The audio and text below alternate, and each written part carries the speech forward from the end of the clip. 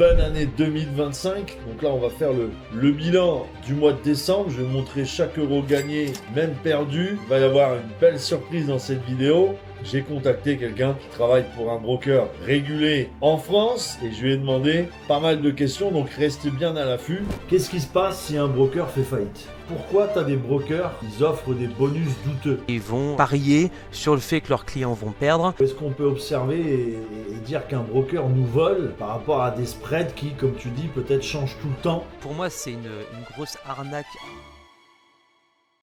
On va tout de suite aller voir donc les résultats du mois de décembre. Et comme je le rappelle, j'ai plusieurs comptes de trading. Actuellement, voilà, j'ai un compte avec un capital, bien sûr, à 6 chiffres, d'accord? Et donc, vous allez voir que les résultats sont en fonction de ce capital, mais sont aussi des résultats qui sont actuellement sans pression. Parce que forcément, plus tu as de capital, on va dire que le pourcentage, après, tu n'as pas besoin de forcer, on va dire, comme quelqu'un qui a 500 euros sur son compte. Donc là, on va attaquer directement avec la première semaine de décembre, ok? Donc là, comme vous pouvez le voir, en termes de dollars, ça fait 4391 dollars. Si on se met en pourcentage, c'est 0,34% de mon capital. On est sur une semaine avec un 95% de réussite. Donc c'est le win rate avec 22 trades gagnants et un trade perdant, ok? Ici, une bonne moyenne aussi, donc c'est un peu le ratio, les gains et les pertes. Donc je suis quand même sur un bon ratio, on peut le voir ici. Bon, la Tradzella qui ont rajouté des petites notions de consistance, le max drawdown. Voilà, je suis sur un bon Zelat score, hein, puisque le plus c'est 100% évidemment, ok? Et vous voyez que forcément, ici, on a un total, vraiment le total ici de ce que j'ai pu faire sur la première semaine, ok? Donc là, on est parti pour la deuxième semaine. On a fait donc 4100 dollars, ok? Juste ici, avec un win rate de 84%, ce qui va donner en termes de pourcentage 0,32% de mon capital. On a donc, vous voyez, un win rate qui est un petit peu, voilà, deuxième semaine qui est un petit peu descendu, 84. Bon, ça reste quand même des win rates qui sont très corrects pour mon côté. 21 trades gagnants, 4 perdants. Une moyenne, vous voyez, entre les gains et les pertes qui est quand même aussi très équilibré. Le PL, là ici c'est toutes les journées. On peut voir que le Zella Score est bon aussi hein, pour la deuxième semaine. Voilà, donc je suis très content hein, pour l'instant. Voilà, c'est quand même un mois de décembre. On rappelle que le mois de décembre n'est pas le plus facile parce qu'il y a des fermetures, parce que c'est la fin d'année. Donc il y a beaucoup quand même de choses qui peuvent varier par rapport à ce mois de décembre. Donc très très content pour la deuxième semaine. Après, vous pouvez le voir en bas. Hein, ici, vous avez les résultats qui sont juste ici. Ensuite, on va aller voir donc la troisième semaine de décembre. Donc là, on est sur un total de 13 000 dollars. Donc là, on a fait une grosse poussée parce que j'avais notamment des trades que j'ai pu clôturer. D'accord? Donc, faut savoir que, voilà, forcément, quand tu trades, tu gardes des trades en swing. J'avais des trades en swing que j'ai clôturés. Donc, forcément, ça m'a tout de suite apporté, voilà, une grosse semaine, vous voyez, entre le 16 et 20. Voilà, c'est ça aussi le but de garder des trades en swing. D'accord? C'est vraiment ça le but. Et on a fait donc 1% du capital. Donc, ce qui était plutôt quand même pas mal. Pareil, win rate de 85%, 18 trades gagnants, 3 trades perdants. Pareil, une moyenne entre les trades gagnants et les trades perdants qui est plutôt bonne, vous le voyez. Donc voilà un petit peu par rapport à cette troisième semaine sur le mois de décembre. On va attaquer, là, une semaine un peu plus creuse, puisque forcément, on a eu vous allez voir, des fermetures. 3000 dollars de fait, donc la semaine du 23 au 27. Un win rate, de 100%. J'ai tradé, donc vous voyez, 2 jours. Bon, en tout cas, une bonne semaine, et on peut le voir, donc juste ici. Voilà, j'ai tradé donc le lundi, le mardi, rien, mercredi, rien.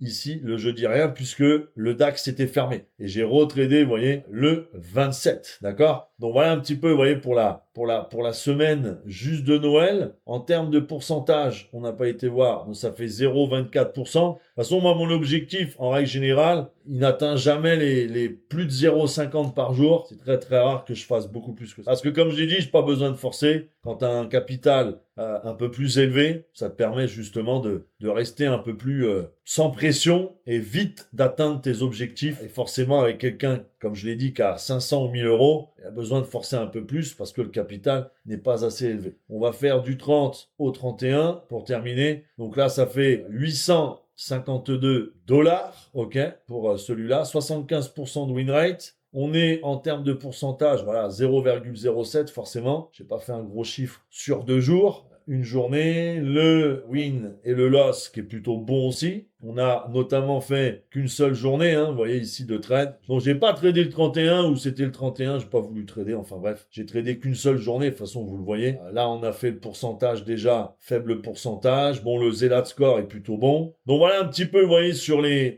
toutes les semaines. Et on va donc présenter la vue globale de tout le compte. Ce qui fait donc, comme je vous l'ai dit, 26 283,59 $.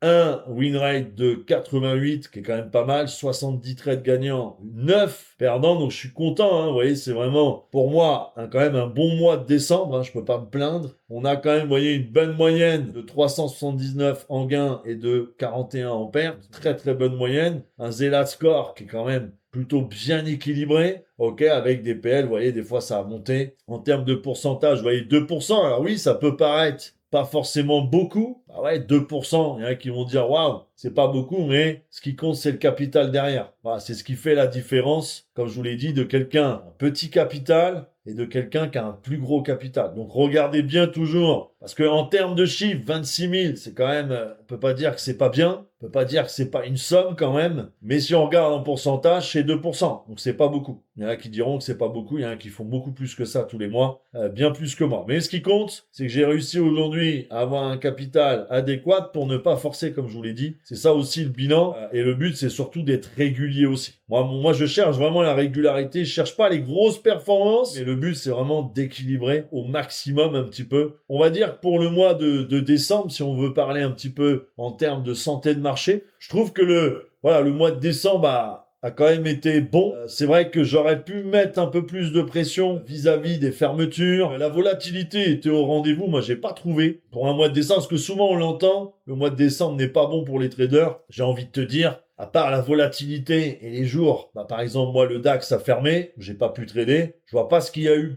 plus de difficile. Et si on regarde en plus, le mois et l'état de santé, vous voyez, du DAX, qui était full haussier depuis des mois et des semaines, on est full haussier sur les indices. Donc j'ai envie de dire, le mois de décembre a terminé vraiment très très haut en termes de performance sur le DAX. J'ai suivi la tendance du mois de novembre, le mois de décembre, ça a été la même. Donc, j'ai envie de dire, pas forcément plus compliqué, surtout quand on a une belle stabilité à la hausse comme ça. T'as juste à suivre vraiment la tendance, à rentrer au bon moment. Moi, vous le savez, je traite souvent à 9h le DAX, donc toujours la même routine, toujours les mêmes entrées, toujours la même façon de rentrer. Et donc, pour ceux qui ont envie d'apprendre un peu plus le trading à mes côtés, ou vraiment, je trade même en live avec mes élèves, vous allez pouvoir prendre directement dans la bio de la vidéo, il y a un lien Calendly, prendre un rendez-vous avec un coach. On vous expliquera un petit peu toute la démarche. Et en tout cas, moi, j'ai hâte de vous retrouver et de trader avec vous et surtout d'augmenter un petit peu votre réussite. Maintenant, on va passer aux choses sérieuses parce que est-ce que la plupart, des brokers nous mentent ou nous manipulent pour se prendre une plus grosse part du gâteau? On va vite le découvrir. Donc là, comme je vous l'ai dit, j'appelle directement Raphaël, qui est le directeur du développement France d'un broker régulé. Et il est mieux placé que moi pour répondre à toutes nos questions. Donc c'est parti, écoutez bien cette partie. Raphaël, est-ce que tu m'entends ? Ouais, salut Sébastien. Allez, bonjour à toi Raph. Est-ce que tu peux te présenter rapidement et présenter un peu ton broker aussi en même temps, s'il te plaît? Alors, moi je m'appelle Raphaël Leblond, j'ai 37 ans et je suis le directeur France donc, du courtier WH Self Invest, qui est un courtier luxembourgeois installé à Paris, qui existe depuis 1998. Donc cette année, on va fêter nos 27 ans d'existence. Donc broker spécialisé sur CFD, futurs et actions. Allez, donc là, on va parler un peu de fonctionnement, la team, sur fonctionnement des brokers. La première question, ça va être comment un broker gagne-t-il vraiment son argent ? Un broker gagne son argent sur les commissions prises lorsqu'il y a un passage d'ordre. Ça, c'est ce que tous les brokers font. Et ce c'est ce que les brokers devraient faire uniquement. Mais en plus de cela, il y a certains brokers, qui est d'ailleurs la plupart des brokers CFD, qui agissent en tant que ce qu'on appelle market maker, ce qui veut dire qu'ils vont être la contrepartie des ordres de leurs clients. Donc quand toi tu achètes du DAX, du Gold, le vendeur c'est le broker, c'est lui qui se met contrepartie, ton ordre il va pas sur le marché, il reste chez le broker. Et le broker lui ce qu'il fait c'est en étant contrepartie de tous les ordres de ses clients, il va essayer de gagner sur les potentielles pertes de leurs clients. Donc en plus des commissions qu'il va prendre, il va aussi prendre les potentielles pertes. Ok, super. Et est-ce que vraiment les brokers, ils manipulent les cours pour gagner contre les traders? Toujours dans le même style de broker, c'est les brokers qui sont vraiment market makers, à distinguer vraiment des brokers qui ne sont pas market makers. Tous les brokers CFD ne sont pas forcément market makers. Typiquement, nous, Self Invest, on n'est pas market maker, donc on ne fonctionne pas comme ça. Mais si on prend la majorité des brokers, étant donné que tu traites sur leur marché à eux, eh bien le prix que tu vois, c'est le prix du broker, c'est pas le prix du marché, c'est le prix du broker. Donc lui, il peut faire ce qu'il veut du prix. Évidemment, il va pas faire n'importe quoi. Il va essayer de suivre la cotation réelle, mais parfois, notamment lorsque le marché est volatile, donc pendant les news, pendant les ouvertures de marché, pendant les clôtures de marché, il peut faire décaler le prix artificiellement pour aller notamment toucher les stops de ses clients, parce que comme je t'ai dit tout à l'heure, il peut gagner sur les potentielles pertes. Donc en allant toucher tous les stops de ses clients ou une grande partie des stops des clients, il va clôturer que des positions en perte pour leurs clients, et donc pour lui il va gagner. Donc donc il y a quand même une sorte de manipulation sur certains sur certains brokers. Et est-ce que vraiment tu penses que la question elle est assez souvent posée? Est-ce que vraiment tu penses que les brokers ils peuvent un petit peu, on va dire réellement trader, et ils le font, et ils tradent contre leurs clients? C'est un peu ce que tu viens d'expliquer de toute façon, en tous les cas. Oui, c'est ça. Non, mais ils traitent vraiment que leurs clients, et c'est pas un secret, hein. C'est indiqué dans les conditions générales. Le broker, quand quelqu'un ouvre un compte avec un broker qui est market maker, il accepte dans les conditions générales d'être exécuté chez le broker, qui lui va être la contrepartie, hein. C'est écrit noir sur blanc que c'est la contrepartie du client, et donc après, c'est à lui de faire sa propre sauce. Je parle du courtier, de comment il va gérer son risque. Donc chaque courtier est différent là-dessus, mais la plupart ils agissent de la même manière, c'est-à-dire qu'ils partent du principe que leurs clients vont perdre, donc ils ne se couvrent pas contre le risque, et ils vont parier sur le fait que leurs clients vont perdre. Et puis si jamais ils se trompent un petit peu, ils peuvent parfois aller manipuler le cours pour aller taper les stops quand le marché il est pas trop loin. Voilà. Et est-ce qu'un broker il peut vraiment bloquer tes gains? Ou est-ce qu'il y aurait une raison particulière demain qu'on puisse se faire bloquer nos gains? Ouais, il y a une raison. Alors, la réponse est non, on ne peut pas bloquer tes gains. À partir du moment où le courtier il est réglementé, il n'y a pas de raison de bloquer les gains.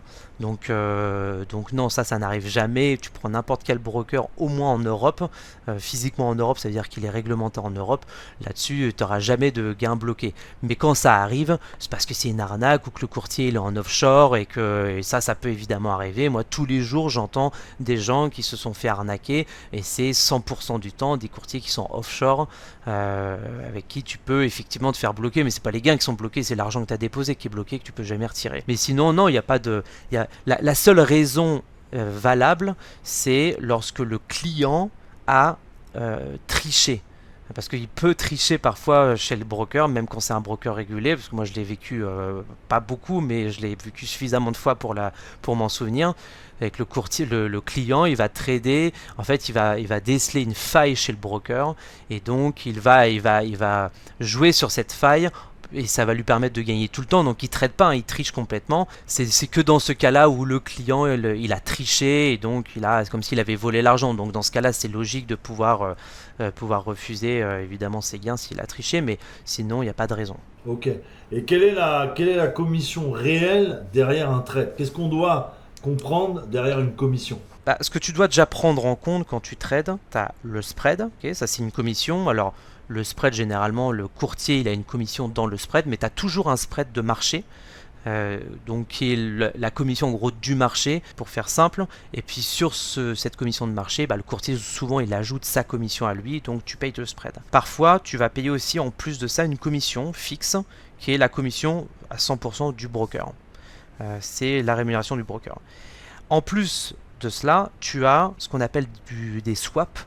C'est des espèces de taux d'intérêt que tu payes quand tu gardes ta position un jour sur l'autre. Tu regardes jusqu'au soir. Là, tu payes un swap, c'est un taux d'intérêt. Donc, c'est pareil, c'est un taux d'intérêt interbancaire. Puisque vu que tu traites avec de l'effet de levier, c'est-à-dire que tu empruntes de l'argent. Et vu que tu empruntes de l'argent, eh bien, tu payes un taux d'intérêt qui est assez faible. Mais bon, ça reste quelque chose à payer. Et le broker, sur ce taux d'intérêt, va appliquer une commission, généralement de 3%. Donc, tu payes, voilà. En tout cas, c'est quelque chose à prendre en compte. D'un point de vue pratique, tu dois ajouter à cela ce qu'on appelle le slippage, c'est-à-dire une espèce de différence entre le prix auquel tu as voulu être exécuté et le prix auquel tu t'es fait réellement exécuter. Et parfois, il y a une différence entre les deux, dû soit à un moment où c'était volatile, il y a une espèce de gap dans la journée. En gros, le slippage, il arrive quand toi, tu veux acheter à 10 et qu'il n'y a pas de vendeur à 10, il y a un vendeur à 11. Donc toi, au lieu d'être exécuté à 10, tu es exécuté à 11. Donc voilà, tu as perdu un point. C'est ça. Et est-ce qu'il y a vraiment des commissions qui sont un peu cachées chez le broker? Est-ce que tu as déjà eu ça ou pas? Non, pour moi, il n'y a pas vraiment de... Tout est affiché comme tu viens de l'expliquer clairement. C'est après en fait ce qui peut par rapport à ce que j'ai dit, spread, commission, swap, t'as pas d'autres commissions à prendre en compte. Si le courtier cache quelque chose, il va juste cacher un spread plus important que ce qu'il affiche. Quand tu vas passer un ordre, en réalité, tu auras tout le temps un spread un petit peu plus élevé ou un slippage automatique. Ça, le courtier peut le déclencher. Mais franchement, quand il le fait, c'est toujours très très limite.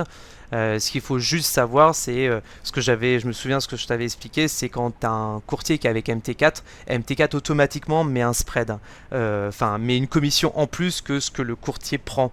Donc quand ton courtier te dit, moi mon spread sur le gold, il est de 0,5,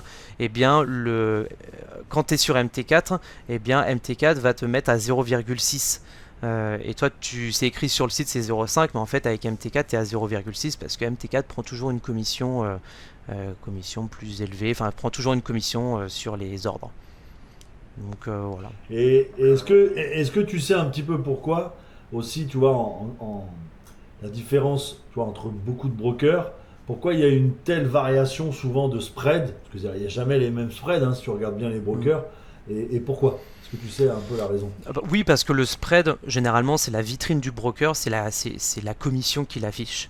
Donc, ce qu'il faut savoir, c'est qu'un broker, quand il affiche un spread, il a à prendre en compte sa commission et le spread qu'il obtient du fournisseur de prix par lequel il passe pour obtenir le prix.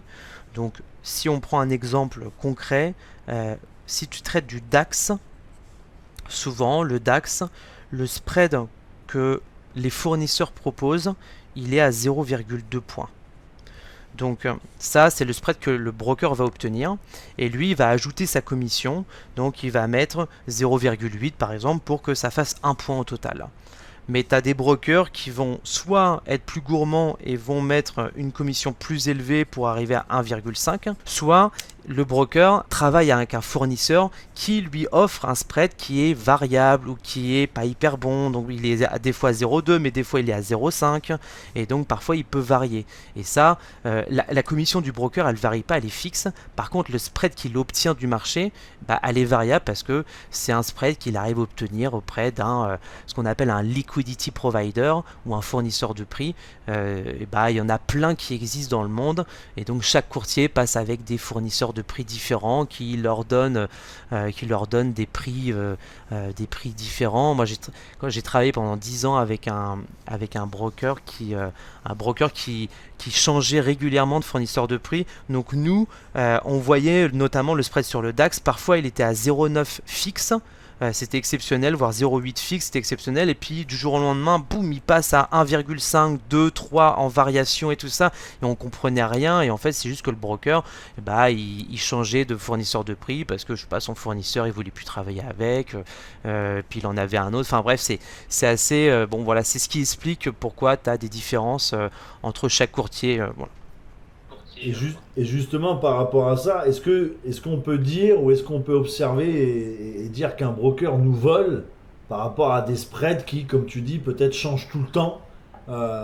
Est-ce que c'est un peu à regarder ou on peut pas vraiment dire et il est libre le broker là-dessus de mettre des spreads, comme tu dis, de 0,8, après le lendemain c'est 2, le lendemain c'est 1,2. Est-ce que ça c'est régulé ou pas Non, là-dessus non, c'est pour... pas régulé, c'est-à-dire que dans les conditions, tu peux mettre ce que tu veux comme spread, hein. C'est juste que le broker, il a aucun intérêt à te mettre un spread plus élevé parce que, comme je t'ai dit, sa commission, lui, elle reste la même. Donc, généralement, que ton spread il soit de 1 ou de 5, le courtier, lui, normalement, il touche toujours la même commission. C'est-à-dire que quand le spread s'écarte, c'est parce que le fournisseur par lequel il passe a écarté son spread. Donc, c'est le fournisseur in fine qui, lui, il a écarté son spread, donc il a pris plus. Après, expliquer pourquoi est-ce qu'il a pris plus, parce que lui, peut-être qu'il obtient quelque chose qui est moins bon.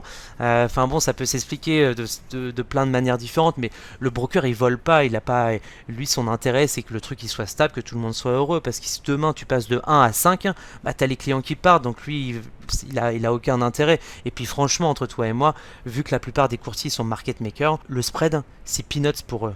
Eux, ce qu'ils gagnent, là où ils gagnent vraiment, c'est sur les pertes des clients. Donc lui, il a besoin d'afficher un spread le plus bas possible parce que il va attirer plein de gens et à la fin, bah lui, il va manipuler les cours ou en tout cas, il va faire en sorte d'arbitrer les positions de ses clients pour essayer de gagner le plus.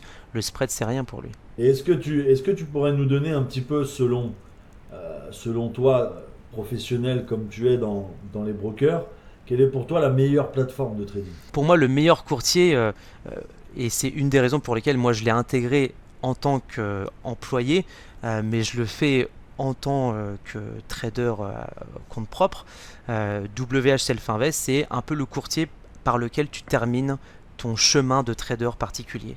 C'est-à-dire que tu commences généralement, il y a pas la meilleure plateforme pour tout le monde, hein. Il y a plein de plateformes différentes et toi quand tu trades au début, tu as besoin d'un truc simple. Donc tu vois un truc simple, typiquement XTB c'est très bien quand tu démarres. XTB, eToro, ça c'est les plateformes qui sont très simples à prendre en main au début, à comprendre, c'est parfait. Et puis à mesure que tu prends de l'expérience, tu vas découvrir de nouvelles techniques, des outils un peu plus sophistiqués et tu vas avoir besoin de quelque chose de plus répondant, de meilleure qualité. Donc là, tu vas te retrouver à avoir besoin de courtiers un petit peu plus sophistiqués. Donc tu vas aller vers par exemple du IG Market, Interactive Broker, Saxo Bank et à la fin de la fin, généralement, moi c'est ce que je remarque, hein, c'est tu finis chez WH Self Invest, donc avec une plateforme qui s'appelle NanoTrader, ou sur des plateformes futures comme Atas, Sierra Chart, ou Pro Realtime également, qui est une super plateforme francophone. Voilà, en fait, c'est une évolution que chacun fait son chemin. Nous, on est très bon pour le côté trading. Pro Realtime, ils sont très bons pour le côté analyse. TradingView aussi, c'est très bien pour les analyses. Voilà, mais après, pour le côté robuste, quand tu cherches, après ça dépend ce qu'on recherche, mais quand tu recherches quelque chose de sérieux, de solide, avec pas de conflit d'intérêt, quand tu fais des CFD, malheureusement, t'as pas beaucoup de choix. Parce que quand tu fais un truc sérieux, tu es obligé de passer par des courtiers CFD qui ne sont pas market makers. Et là, il n'y en a quasiment pas. Il y a nous, il y a un courtier allemand qui s'appelle FX Flat pour lequel j'ai travaillé. Et franchement, j'en connais pas d'autres. Donc, il faudrait éventuellement chercher, mais c'est difficile parce que ces courtiers-là font beaucoup moins d'argent que les market makers. Parce que eux, ils gagnent, nous, on gagne que sur le spread. Donc c'est sûr qu'il y a très peu de courtiers qui vont choisir ce modèle-là parce qu'ils gagnent moins leur vie. Self Invest a choisi ça il y a 26 ans.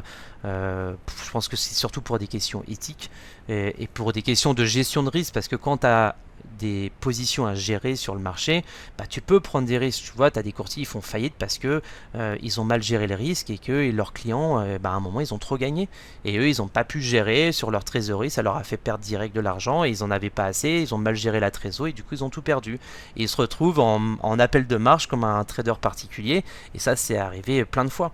Donc, quand tu n'es pas market maker, tu n'as pas ce problème-là parce que le risque, en gros, tu le transfères chez quelqu'un d'autre. Donc, toi, ton risque, il n'existe pas. Tu gagnes moins ta vie. Par contre, ta durée de vie, elle est plus longue. C'est pour ça qu'on est là depuis si longtemps et on est un des plus vieux courtiers en Europe. Non, c'est bien. Et on va passer à quelques questions sur tout ce qui est régulation Mm. et sécurité. Qu'est-ce qui se passe si un broker fait faillite par rapport au fonds que tu vas déposer, d'un trader dépose? Qu'est-ce qui se passe si ça fait faillite? Si le broker, il est régulé, évidemment, hein, s'il est régulé, l'argent que tu as déposé, c'est de l'argent qui est ce qu'on appelle ségrégué. Donc c'est de l'argent que tu ne peux pas perdre, enfin que tu ne peux pas perdre. C'est de l'argent, pardon, qui est bloqué dans un compte bancaire, qui est séparé du compte bancaire du broker. Donc le compte dépôt client, c'est un compte auquel le broker n'a pas le droit de toucher. Interdit. Donc si le courtier il fait faillite, bon bah parce qu'il a plus d'argent sur son compte, il fait faillite et toi ton argent il est dans ce compte bancaire ségrégué où il y a tous les fonds des clients. Donc toi tu retrouves tous les fonds que tu as déposés, enfin qui te restent sur le compte, ouais, sans problème et à hauteur de 100% de ce qui te reste sur le compte. Ouais. Ouais, c'est top. Non, ça c'est top déjà. Mm. C'est bien, c'est rassurant. Et est-ce que les régulateurs, ils protègent vraiment Bien les, sûr. les petits traders? Pour l'avoir vu, moi ça fait depuis 2012 que je travaille dans ce secteur, j'ai fait 3 courtiers différents. Et j'ai eu peu, mais c'est déjà arrivé d'avoir des conflits avec des clients qui ont dû passer par les règlements, enfin par les régulateurs financiers. Je t'assure que c'est hyper carré, que les régulateurs ils surprotègent même parfois les investisseurs. Donc non, non, il y a une vraie protection. Mais quand je parle de régulateurs, moi parce que j'ai en tête l'exemple des régulateurs en France. Euh, quand on bah, tout ce qui est Tout ce qui est en gros européen, quoi. l'AMF en France, elle protège vraiment. Il y a une vraie, il y a une vraie protection de l'investisseur, mais elle va te protéger seulement si tu travailles avec un courtier qui est physiquement en France. Si ton courtier il est, je sais pas, en Pologne, en Allemagne, à Chypre, à Malte, non mais quand on reste en Europe, il est autorisé par la France. Il a ce qu'on appelle le passeport.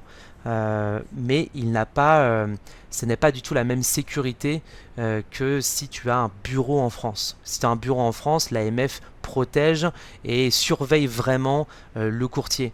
Et alors que si tu es à l'étranger, je dis pas qu'il ne le surveille pas, il le surveille toujours, mais de manière, c'est beaucoup plus léger. Donc si demain tu es avec un courtier qui te paraît très bien, mais qui est à Chypre, bon, Chypre c'est pas génial, c'est beaucoup mieux que les Seychelles ou de l'offshore, mais c'est juste que si un jour tu as un problème avec ton courtier, tu vas tenter de te faire protéger par l'AMF, mais c'est possible que l'AMF te dise non, gérer ça avec le régulateur à Chypre. Et là, pour le coup, tu es dans la merde. Parce que le régulateur à Chypre, c'est quand même loin d'être génial, quoi. Hmm. Pourquoi tu as des brokers, parce que ça c'est souvent arrivé la question, ils offrent des bonus douteux pour attirer le client. Qu'est-ce que tu en penses de ça et Bah, pour pourquoi? moi, c'est une grosse arnaque intellectuelle. C'est-à-dire qu'on va te faire croire que tu vas gagner de l'argent, mais en fait, pour le retirer, il n'est jamais à toi cet argent. Et pour le récupérer, il faut que tu génères suffisamment de commissions pour le récupérer. Mais les commissions que tu vas générer, c'est le bonus en gros que tu as gagné. Et les commissions qu'il faut générer pour ça, il faut faire un énorme volume. Et vu que tu vas faire beaucoup de volume, tu vas prendre du risque et donc tu vas perdre. Et donc, en t'attirant avec des bonus, ils veulent te dire, en gros, in fine, ils te disent, bah, nous, on va faire des bonus comme ça, ils vont s'éclater en disant, ouais, ils ont plein d'argent, ils vont juste s'éclater, ils vont tout perdre, et nous, on va prendre surtout leur dépôt. Donc le mieux pour toi, c'est de ne pas prendre le bonus. C'est-à-dire que si tu as l'option de Bah, le moi, prendre ou je pas, serais tu le prends d'avis de ne pas. pas le prendre, mais euh, si tu as un bonus, pour moi, c'est très mauvais signe, ça veut dire que ton courtier, il n'est pas régulé, parce que le bonus est interdit en Europe. Donc si quelqu'un t'offre un bonus, c'est parce que c'est de l'offshore. Et si c'est de l'offshore, Bah, c'est souvent ceux qui sont offshore, de toute façon, qui te proposent ça. pour moi, faut. Ouais, c'est ça. C'est ça. Ouais. Non, mais c'est bien. Au moins, t'as répondu honnêtement aux questions. Et en plus de ça, ben voilà, la team, là, on va terminer cet appel pour les questions, voilà, qui vont certainement bien vous aider en tout cas. Et merci à Raphaël d'avoir pris le temps. Et on va se retrouver de toute façon dans le podcast. Voilà, on a fait un beau podcast d'1 heure avec Raphaël où on va un peu plus vraiment à l'intérieur et vraiment dans la précision des questions qu'on a pu faire là et survoler pendant cet appel. En tout cas, j'ai hâte, voilà, Raphaël, que le podcast y sorte parce que je sais que ça va quand même faire vraiment une belle vidéo. Donc en tout cas, merci à toi Raphaël et puis la team. Voilà, j'espère que vous allez le remercier dans les commentaires pour avoir pris le temps de répondre à toutes ces questions. Merci à tous la team. Merci Sébastien. Donc là, on va aller voir le top 5 des élèves que j'ai tout simplement repérés par rapport à leurs résultats et à leur évolution aussi sur les marchés. Donc là, on va aller directement, vous voyez, sur l'espace Mighty avec les résultats. Donc là, on a Saïd que je félicite qui a fait $760 ici. On a Jean-Christophe qui a fait $265 aussi sur le gold, donc bravo à toi. On a Sergei qui a fait $330 et en plus c'est bien, vous voyez, transparence, on voit aussi les pertes et ça montre qu'il n'y a pas que des gains. 1197 avec une perte aussi pour Thibaut que je félicite et on finit par Karim, voilà, qui a fait $7 490 actuellement, vous voyez, sur le mois de décembre. Donc vous voyez que je suis vraiment très content et je félicite vraiment sur les 5 personnes Karim qui a une success story de malade qui fait aujourd'hui vraiment des résultats très réguliers avec une stratégie, 1 heure à laquelle il trade et un actif et vous voyez que le combo, il termine sur les plus gros gains quasiment de tous les 5 élèves que je vous ai montrés. Donc bravo en tout cas, j'espère que tu seras le prochain derrière ton écran à faire autant de performances. Allez, ciao!